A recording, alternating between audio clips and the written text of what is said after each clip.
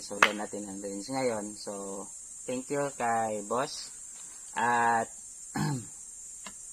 pinagkatiwala niyo sa atin to na iputok at ma-experience kung ano yung galaw ng CGP-10S. So, this pistol is ideal for everyday carry kasi maliit siya. Yan lang. So, without further ado, if I did not love you so, I would not go through all this pain.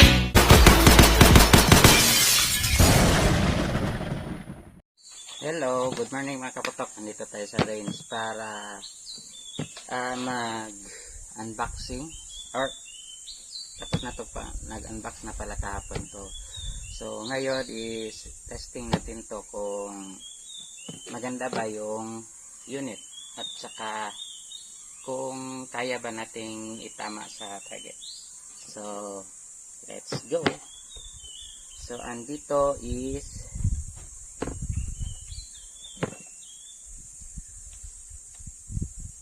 CGP-10S. So check. So walang laman. Okay. Yan. Walang laman yung chamber. So first impression is magaan yung trigger. Hindi naman sa yung malambot talaga, pero magaan konti sa stock ng trigger ng Glock. So yung ano ko lang dito is yung slide release niya antigas. So minsan ma-deactivate ko to, pero mostly hindi. So yung kasama pala sa box is yan, yung manual, merong key, yung pang lock sa barrel pag ni-store mo. Tapos dalawang magazine. Yung base pad nito is sa yung sa CGP-10SC. So swak siya. Saka yung magazine ng CGP-10SC is swak din. Meron ng bala. So try lang natin. Yan yung itsura niya. Tapos pag merong base pad, yan. So yung pinky natin is yung makakasakay na. So hindi tulad nung sa stock niya na stock magazine niya na yung flat ang base pad, which is 12 rounders. Yan, mahuhulog. So yung leverage natin pag pumutok tayo is medyo alanganin kasi, which is sa akin mas maliit yung kamay ko. So pero ganito pa din yung itsura.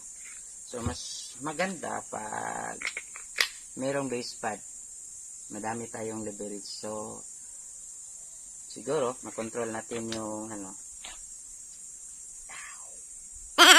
tigis talaga, ayaw. So yung specs is tingin na lang kayo sa YouTube, madami dun. So yung akin lang naman is yung putok niya at saka yung accuracy niya. Dun ako nakapokus. So tignan natin. So ngayon nakapotok, first mag ng CGP-10S OD green. So lapit lang tayo, mga yung 5 meters lang, kasi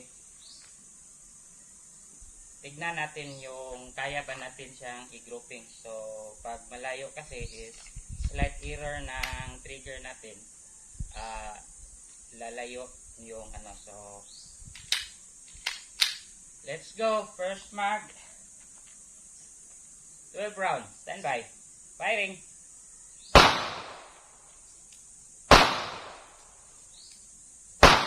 Hitting left. Ako mga kapatok. Good. Ay, jerk. Good. Good. Jerk. Jerk. Jerk. Jerk.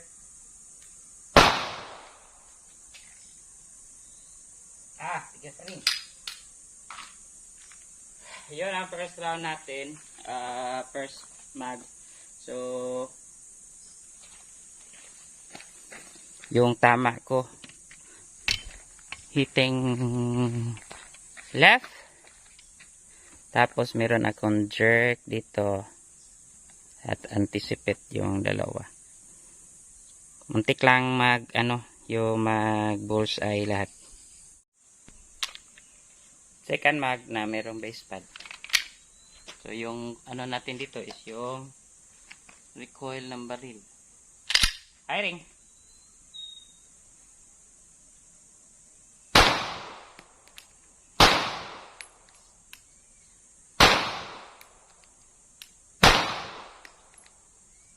Yung gagawin natin is itong snake drill.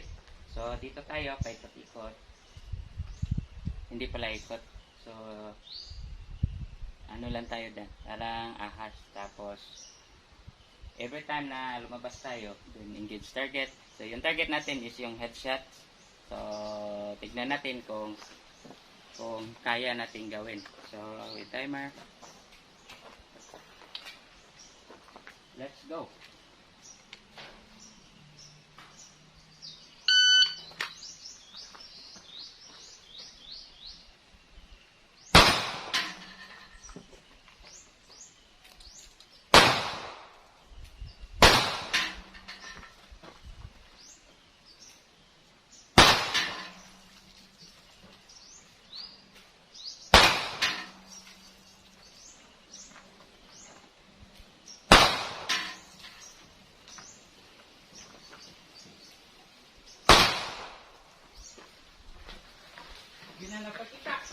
Yan 15 meters.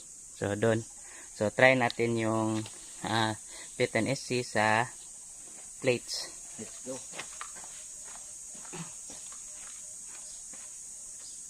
Sana makita pa ako.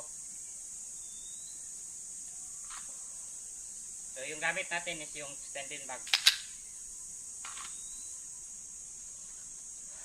Stand by.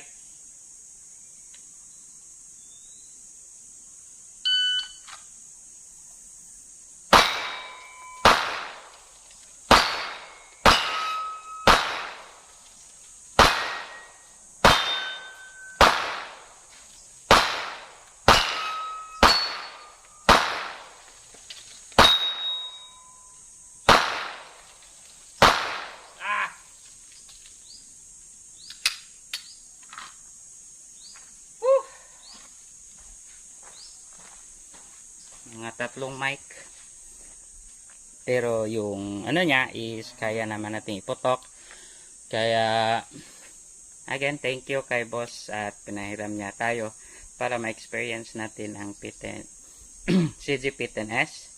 Tsaka shoutout uli kay Boss Jason Santillan ng Santillan Graphic Studio, saka MT15 Jarvis Design. Tapos kay Pre Galjon sa kanyang 5Gs, bumili kayo doon, masarap yung lechon doon, baboy at manok. Tapos yun kay Riboke, yan 30.7 meters. So let's go. So ito yung first long shot ng CG P10S.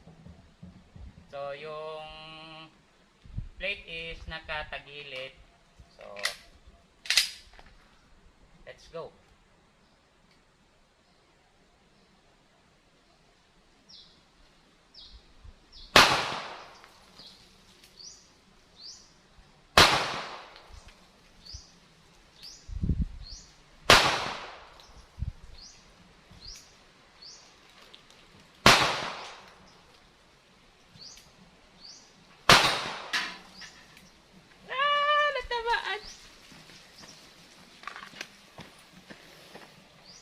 Yan.